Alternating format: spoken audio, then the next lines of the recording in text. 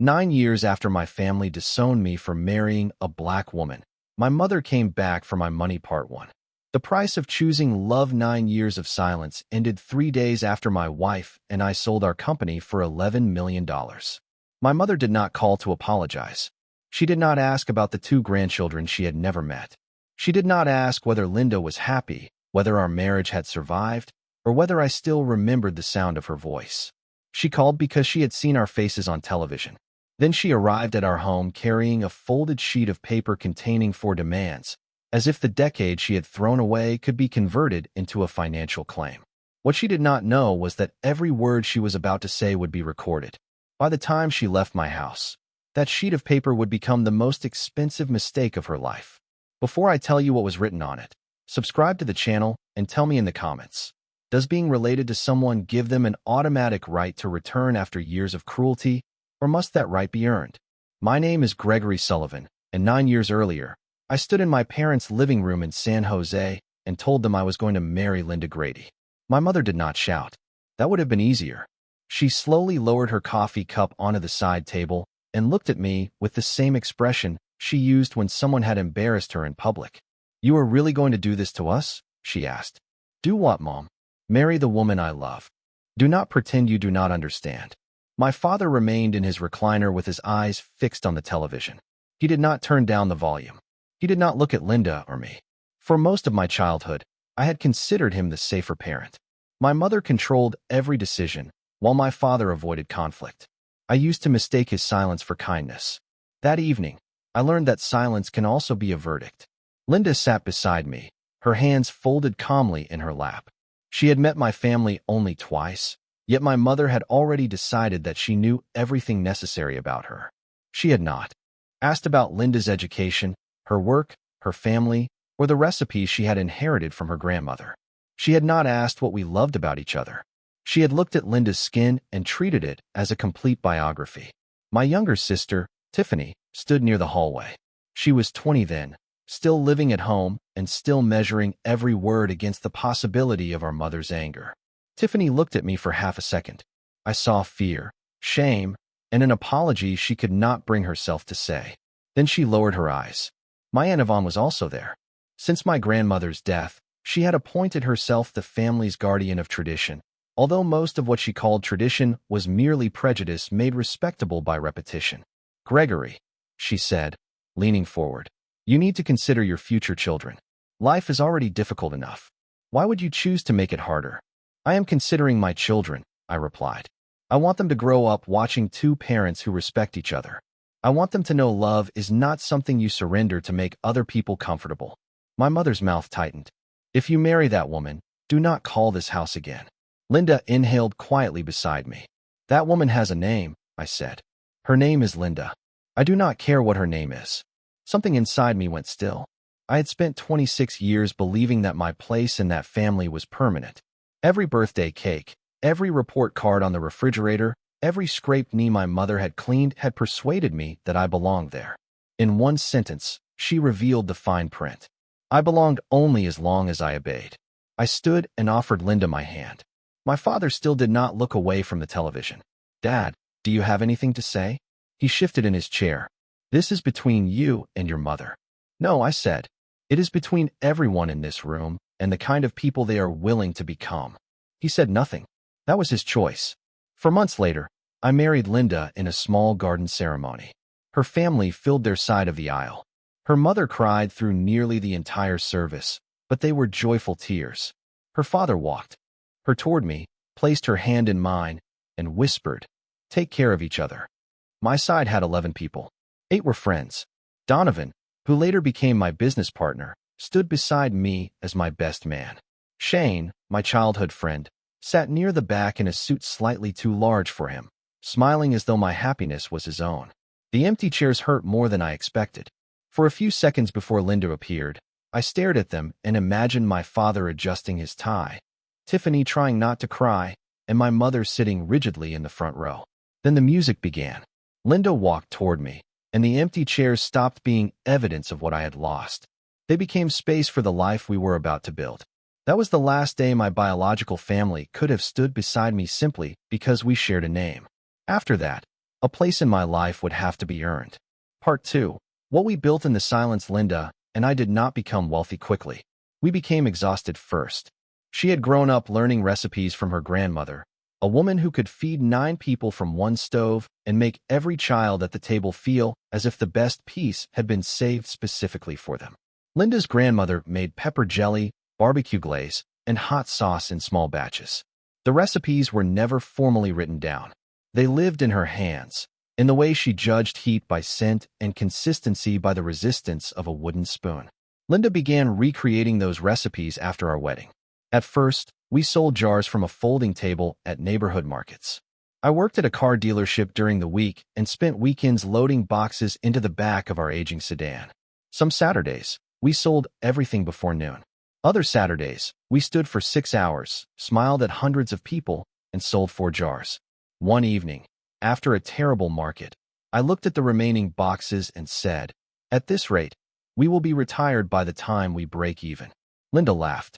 "At least we will have enough hot sauce for retirement." That was one of the things I loved about her. She did not deny difficulty. She simply refused to worship it. We called the company Sullivan and Gregory Sauces. Linda insisted that both names appear on the label. "We are building this together," she said. "The name should tell the truth." For 6 years, the truth was not glamorous. It was 16-hour days in a rented commercial kitchen. It was maxed-out credit cards, second-hand equipment, and arguments about whether we could afford new labels. It was me accepting freight jobs after work while Linda completed inventory at our kitchen table. Some months, we ate more of our unsold products than ordinary groceries. We joked about it, but there were nights when I lay awake beside her wondering whether love was enough to protect us from failure. Love did not pay invoices. It did something equally important. It kept us from turning against each other while we learned how to pay them ourselves. Donovan joined us when we were still small enough for our entire accounting system to fit inside 3 binders. He left a stable job because he believed the business had potential. He handled finances. I managed operations and sales. Linda controlled the product. We disagreed constantly, but the disagreements stayed focused on the work. Nobody threatened abandonment. Nobody treated a mistake as evidence that someone no longer deserved love. That was when I began to understand the difference between conflict and control. Healthy people can disagree without making the relationship itself the weapon. When Costco agreed to test our first product line in several regional stores, the 3 of us sat around our kitchen table and cried. Linda kept repeating, "They said yes." Donovan opened a bottle of inexpensive champagne. Half of it landed on the floor because his hands were shaking. I called Shane that night.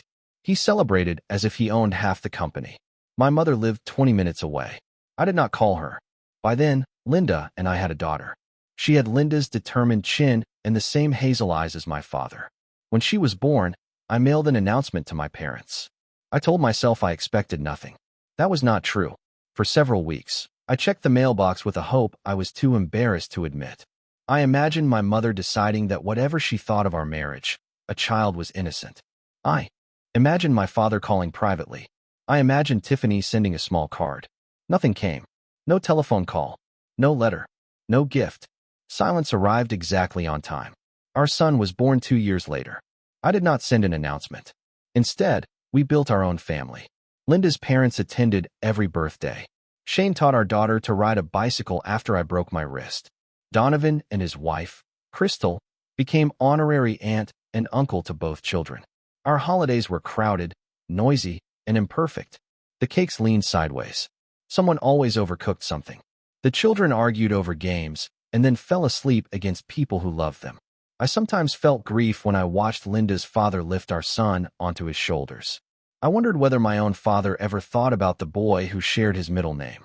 But grief changes when you stop feeding it hope. Eventually, I understood that waiting for my parents to become different was allowing their absence to occupy a seat at every celebration. So I stopped setting that invisible place for them. The company continued to grow. A consultant named Rebecca Archer helped us prepare for national expansion. Archer possessed the rare ability to be blunt without being cruel. During our first meeting, she studied our contracts and said, "You have built something real. Do not sell it for less than it is worth because you are afraid the opportunity will disappear." A national food conglomerate approached us the following year. Their first offer looked enormous to Linda and me. Archer called it an opening move. Donovan created projections for what the company might be worth in 5 years. Linda kept reminding us that customers were buying more than ingredients. They trust the product, she said, and they trust that our story is honest. If we sacrifice either one, the number does not matter. Negotiations lasted almost a year. The final offer was $11 million. On the morning the documents arrived, Archer asked whether I was certain. I looked at Linda. I saw the folding table, the late invoices, the rented kitchen, and the nights when we laughed because we were too tired to be afraid. I am certain, I said. We signed. 2 weeks later, a business journalist contacted us. The resulting feature told the story of a married couple who had turned family recipes into a national brand. Our faces appeared on local television. Then a national morning program invited us for an interview. The segment showed photographs from the early markets, our first kitchen, and the 3 founders celebrating the Costco agreement. It also displayed the acquisition price, $11 million. My mother reportedly watched the segment 3 times. Then, after 9 years, she picked up the telephone. Gregory. Her voice still had the power to tighten something in my chest. Mom, I saw you on television. There was no apology. No congratulations to Linda. No question about my children. $11 million, she said. Is that number accurate? That is the reported value of the acquisition. We should talk. About what? About the family and how we move forward. I almost laughed. I do not remember you using the word family for the last 9 years. Do not be difficult. I am still your mother. You chose not to be. She ignored that. I would like to come by this weekend. Every rational part of me wanted to refuse. But beneath the anger was a final question I needed answered. Had success merely reminded her that she had a son, or had money shown her someone she believed she could use? Come Saturday at 2, I said. When the call ended, I stared at the screen. One word had reopened a door I thought I had sealed. But I was not opening it to let her return. I was opening it so the truth could finally walk out. Part 3. Preparing for the truth, I told Linda that evening at our kitchen table. It was the same table where we had counted wrinkled bills after our first farmers markets. Now it stood in a home our children filled with fingerprints, unfinished homework, and ordinary happiness. My mother wants to visit. Linda set down her glass. After 9 years? After $11 million. What do you want from the meeting? That question mattered. Part of me wanted to refuse my mother the satisfaction of stepping inside our house. Another part wanted an apology, even though I knew. Expecting one was dangerous. I want the truth to be permanent, I said. I do not want her leaving here and telling everyone she came to reconcile, but I rejected her. Linda studied me. You want to record the conversation? Yes. She was silent for a moment. Promise me this is not about performing for her, she said. Do not turn our life into a courtroom because you still need her to admit you were right. It is not about changing her. Then what is it about? Stopping her from changing the story. Linda reached across the table. Then I am with you. I called Shane the next morning. He had built a successful video production company and understood recording equipment better than anyone I knew. You want me to place hidden cameras in your living room? He asked. I want 4 angles and clean audio. Gregory, once you record something like this, you cannot pretend it never happened. I have spent 9 years pretending the first conversation did not still matter. Shane arrived 2 days later. He installed small cameras inside ordinary objects around the room and connected them to a secure drive in my office. Before leaving, he stopped at the front door. Decide what you want before you watch the footage, he warned. Truth can become another kind of weapon if you release it only because you are angry. That stayed with me. The camera could document my mother's choices, but it could not determine what justice looked like. That responsibility remained mine.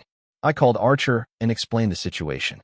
If the recording confirms what you suspect, do you intend to release it? She asked. Yes. Then the context must be clear. This cannot look like a wealthy man publicly punishing an elderly mother over a private disagreement. It was never a disagreement. She rejected my wife because she is black. Then let her own words establish that. Do not exaggerate. Do not add drama. Facts will carry more weight than revenge. Donovan gave similar advice. Let her talk, he said. People who believe they are entitled usually explain the case against themselves. On Saturday morning, we sent our children to stay with Linda's sister. I did not want them exposed to whatever their grandmother might say. Linda refused to leave. This is my home, she said. I will not hide in another room while a woman who rejected me inspects the life we built. I am afraid she will say something cruel. She decided my worth 9 years ago. Her opinion has not become more valuable because your company has. At exactly 2 o'clock, my mother's sedan entered the driveway. She remained behind the wheel for almost a minute. When she finally emerged, I noticed how much she had aged. Her hair was gray, and she walked with a stiffness I did not remember. For one brief moment, I felt sympathy. Then I opened the door. Her eyes moved past me into the house. You have done very well for yourselves. No greeting. No embrace. No admission that 9 years had passed. Come in. She surveyed the family photographs lining the hallway. There were images of birthdays, school performances, camping trips, and one terrible holiday photograph in which all 4 of us had closed our eyes at the same time. My mother paused in front of the children's school portraits. She did not ask their names. In the living room, Linda greeted her politely. It has been a long time, Linda said. Yes, my mother replied, as though 9 years were an unfortunate delay caused by traffic. Linda and I sat together on the couch. My mother took the armchair opposite us. The cameras were invisible. The truth was not. I want to begin by saying I am proud of what you accomplished, my mother said. Are you proud of Linda? Her expression shifted. I am proud of the business. Linda created the products. I understand that. Do you? Her jaw tightened. I did not come here to argue about the past. The past is the only reason this meeting exists. She reached into her purse and removed a folded sheet of paper. I came to discuss the family and how we move forward responsibly. She unfolded the page. Linda's hand rested against mine. My mother adjusted her glasses and began to read. Part 4. The 4 demands first, she said. I believe a reasonable portion of this new wealth should be reserved for your fathers and my retirement. Family takes care of family. I said nothing. Second, we should arrange a professional family portrait. Your Aunt Yvonne believes it would help everyone put the past behind us, especially if it were shared publicly. Still, I remained silent. Third, your cousin has wanted to open a restaurant for years. With your capital and industry relationships, you are in a position to make that possible. She looked down at the final line. Fourth, before we move forward, I expect an apology for the disrespectful way you spoke to me 9 years ago. The room became so quiet that I could hear the clock in the hallway. Is that everything? I asked. For now. I leaned back. You disowned me for marrying Linda. You ignored our wedding, the birth of our children, and 9 years of our lives. Now you want retirement money, a public photograph, capital for my cousin, and an apology from me. You make it sound ugly. I repeated exactly what you said. I came here to repair the family. You have not asked one question about your grandchildren. Her eyes moved toward the photographs. I assumed there would be time for that. You had 9 years. Gregory, families experience disagreements. This was not a disagreement about politics or where to spend Thanksgiving. You told me never to call home because I married a black woman. I was concerned about the life you were choosing. The life I chose produced a loving marriage, 2 wonderful children, and the business you now believe should fund your retirement. Her cheeks reddened. We raised you. We made sacrifices for you. And I am grateful for every sacrifice that was given freely. But raising a child is not an investment contract. You do not get a financial return because I survived the conditions you placed on your love. You owe your family some consideration. My family is sitting beside me. Linda had remained quiet until then. She straightened her shoulders. I would like to say something. My mother looked at her reluctantly. 9 years ago, you spent less than an hour with me before deciding I was unworthy of your son. You did not ask what I believed, what kind of home I wanted to create, or how I would support Gregory through difficult years. You looked at my skin and decided you knew my character. I was protecting my child. I understand the instinct to protect a child, Linda replied. I have too. The difference is that I am protecting mine from the kind of conditional love you offered yours. My mother's face hardened. You have no idea how frightening it is to watch your son choose a path you believe will bring him hardship. The path did bring hardship, Linda said.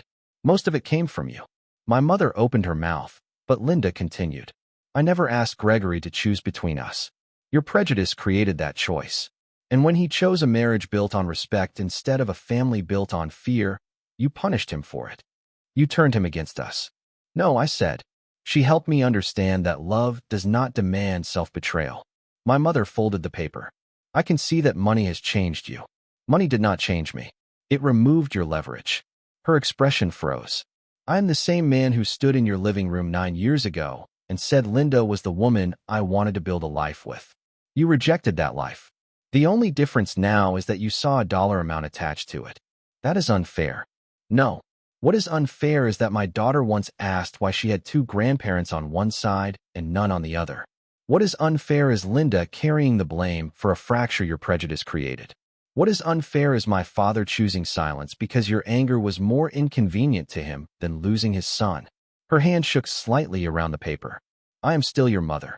You forfeited the authority of that title when you made your love dependent on my wife's race. You cannot erase blood. Blood explains how we are connected. It does not excuse how you behaved. I stood and opened the front door. You came into our home with an invoice disguised as a reunion. You did not bring remorse. You brought terms. So this is your answer? You are throwing away your own parents. I did not throw you away. I stopped chasing people who had already left. She walked toward the door, but stopped in front of me. You would humiliate your mother over one mistake. One mistake is saying the wrong thing and returning to apologize. You made the same choice every day for 9 years. Her eyes narrowed. You think $11 million makes you better than us? No. It gives me the freedom to live without your approval. That is something I should have given myself years ago. You will regret this. I regret that it took money for you to remember I existed. She stepped onto the porch. You threw away this family, Gregory. I looked at the folded list in her hand. No, Mom. I am just delivering the bill for what you chose. She went pale. Then she walked to her car without another word. After the sedan disappeared, I closed the door and rested my forehead against it. Linda placed her arms around me. Are you all right? Not yet. That evening, Shane came over, and we reviewed the footage. Every word was clear. Every demand, every justification, and every refusal to acknowledge Linda's humanity had been preserved. Shane paused the video. If you release this, millions of people may see it. She could lose friends. Neighbors may recognize her. There will be consequences you cannot control. I know. Then ask yourself one last time whether this is accountability or retaliation. I watched the frozen image of my mother holding her list. Accountability tells the truth and allows consequences to follow, I said. Retaliation invents suffering for the pleasure of causing it. I am not inventing anything. Shane nodded slowly. Then we tell the truth. Part 5. When the truth became public, Archer advised us not to post the video without context. We contacted the publication that had reported our business story and offered the footage as a follow-up. Their journalists verified the timeline, reviewed our wedding records, and confirmed that my parents had not been involved in our lives for 9 years. The final segment was 11 minutes long. There was no dramatic music. No narrator called my mother a monster. The video simply showed her sitting in our living room, reading her demands and defending the choices that had kept her away from her grandchildren. The publication released it on a Tuesday afternoon. Within 6 hours, it had more views than our original business feature. By the next morning, clips were circulating across social media. The moment she demanded an apology became a symbol of family entitlement. The line about delivering the bill appeared in thousands of comments.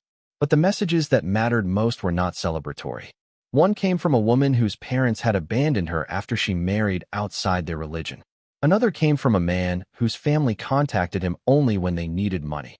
A college student wrote that the video helped her understand that setting a boundary was not the same as refusing to forgive. That distinction became the most valuable lesson to emerge from the entire experience. Forgiveness is an internal decision to stop allowing anger to control your life. Reconciliation is a relationship, and a relationship requires accountability, changed behavior, and trust. You can forgive someone without giving them renewed access to harm you. Linda and I were invited to a national talk show. Archer prepared us for the most difficult question. The host leaned toward me under the studio lights. Do you regret exposing a private family matter? Whatever her faults, she is still your mother. My mother had 9 years of privacy, I answered. She used those years to ignore our marriage and erase herself from her grandchildren's lives. When she entered our home with financial demands instead of an apology, she forfeited the right to rewrite that meeting later. I did not expose her. I stopped hiding her choices. That answer circulated almost as widely as the original video. Several days later, Tiffany sent me a text. I watched everything. Please let me explain. I called her that evening. Was that really what she said? Tiffany asked. Her voice trembled.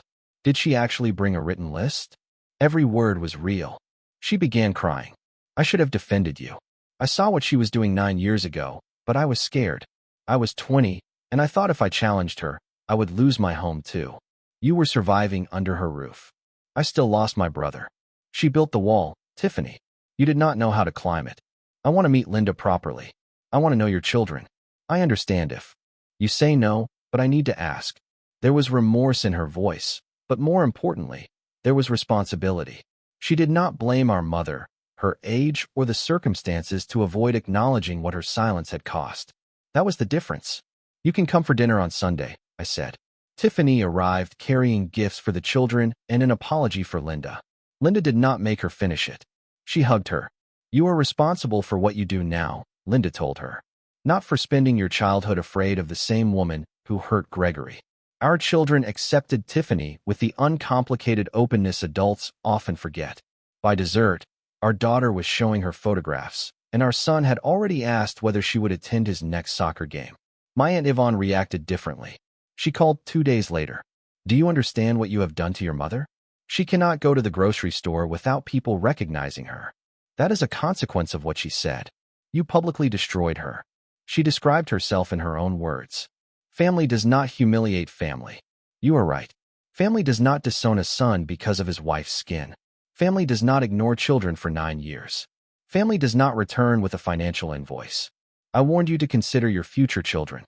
You worried about imaginary children being judged by strangers. Yet you did nothing for the real children who grew up without grandparents because of the judgment inside your own family. She hung up. My cousin called next. He was mortified that his restaurant dream had been included in the list. I never asked her for money, he said. I swear. I believe you. He explained that my mother had talked about the acquisition as if it were a family inheritance. I would rather take 5 more years to open the restaurant myself than accept money attached to that kind of control, he said. I respected him for that. My father never called. For years, I had wondered whether he secretly disagreed with my mother but lacked courage. His continued silence answered the question. Character is not defined by objections a person keeps hidden. It is defined by what that person is. Willing to defend when silence becomes convenient. 3 weeks after the video appeared, my mother called from an unfamiliar number. Take it down, she demanded. You have ruined our standing in the community. Are you calling to apologize? I am calling because this has gone far enough. You had 9 years to call as a mother. You are calling now as a public relations manager. You are tearing this family apart. There has not been a family to tear apart for 9 years. You burned it down in your living room. I simply stopped hiding the ashes. I am still those children's grandmother. You are a stranger to them. Grandmother is not a title you activate when there is money nearby. It is an honor earned through love, humility, and presence. Gregory, we are done. I ended the call. She never contacted me again. Part 6. The family we chose months past. The video continued to circulate, but our daily lives became quiet again. Tiffany became part of our family. She attended school events, weekend barbecues, and birthday parties. She learned which child hated tomatoes and which one pretended not to be afraid of thunderstorms. She could not recover the 9 years we had lost, but she stopped allowing regret to waste the years still available. That was its own form of redemption. My mother remained in the same San Jose house. According to Tiffany, she rarely went out and still described herself as the victim of an ungrateful son. There was no dramatic apology, no tearful reunion, no final moment in which she suddenly understood the damage she had caused. Real life does not always provide redemption simply because an audience wants emotional symmetry. Some people would rather protect their version of events than repair the relationships their version destroyed. I learned to accept that. Acceptance does not mean approving of what happened. It means ending the argument with reality. My father remained with her and continued saying nothing. And Yvonne stopped contacting us. My cousin eventually opened a small restaurant with money he had saved himself, and Linda helped him locate a reliable supplier. We supported his work because he asked with honesty, not entitlement. Donovan, Shane, Crystal, and Archer remained close to us. The $11 million gave us financial security, but it was never the most valuable thing the company produced. The business taught us patience. It taught us that trust is built in repeated actions. It taught us that a partnership survives when neither person uses love as leverage. Most importantly, it taught me that approval and belonging are not the same thing. Approval can be withdrawn whenever you disappoint someone. Belonging says you remain worthy even when you make a choice another person does not understand. One evening, Linda and I sat on the back porch watching our children chase each other through the yard. The sunlight was fading through the trees, and their laughter carried across the grass. Knowing everything that happened, Linda asked, "Would you still record that meeting?" "Yes. Every part of it. Every second." She rested her head against my shoulder. "For years, I thought my family's rejection meant I had lost something essential," I said. "Now I understand that the rejection only exposed what was already missing." "What was that?" "Unconditional love. The family I had lost required obedience as the price of admission. The family we built required honesty, loyalty, and the courage to protect one another. My mother wanted a professional family portrait because a photograph would have allowed her to skip accountability. She could display it to neighbors and relatives as proof that the past had disappeared. But photographs do not apologize. They do not recover missed birthdays. They do not answer 9 years of silence or explain why 2 children were treated as unworthy before they were even born. A photograph freezes a moment. Accountability confronts the entire pattern. My mother wanted access without responsibility. She wanted the rewards of motherhood without acknowledging the years in which she had refused to behave like a mother. I finally understood that boundaries are not punishments designed to control other people. They are decisions about the conditions under which we remain available. My boundary did not force my mother to change. It simply ensured that her refusal to change could no longer damage my wife or children. That is the inheritance I want to leave behind. Not the acquisition money. Not the viral interview. Not the satisfaction of watching an entitled demand collapse under public scrutiny. I want my children to inherit the certainty that their worth is not determined by whether a room approves of them. I want them to know that love does not require silence in the presence of prejudice. I want them to understand that forgiveness does not mean reopening every door, and sharing blood does not excuse repeated harm. Most of all, I want them to recognize a real family when they have one. A real family does not demand that you become smaller to preserve someone else's comfort. A real family can question your decisions without denying your humanity. A real family apologizes without turning the apology into another negotiation.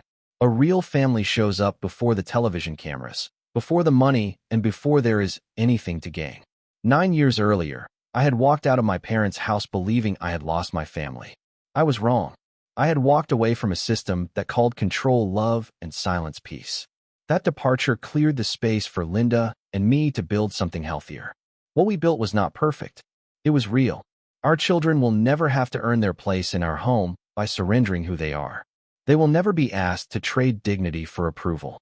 And if they choose partners from different races, religions, or backgrounds, the first question we ask will not be what the neighbors might think. It will be whether those partners are kind, honest, and capable of loving them well. My mother once told me that marrying Linda would make my life harder. In one sense, she was right. Choosing integrity often makes life harder before it makes life free. But the hardship did not come from Linda's race. It came from people who believed their prejudice deserved authority over our future. Linda was never the risk. Losing her to satisfy people who loved me conditionally would have been the risk. I closed that door 9 years ago. When my mother returned with her list, I opened it one final time, not to invite her back, but to let the truth leave the house. Then I closed it again. I have never regretted it. If this story meant something to you, subscribe to the channel and share it with someone who may need permission to protect their peace. In the comments, tell me where you believe the line falls between forgiveness and reconciliation. Remember this: you are allowed to forgive someone without restoring their access to your life. You are allowed to love people from a distance.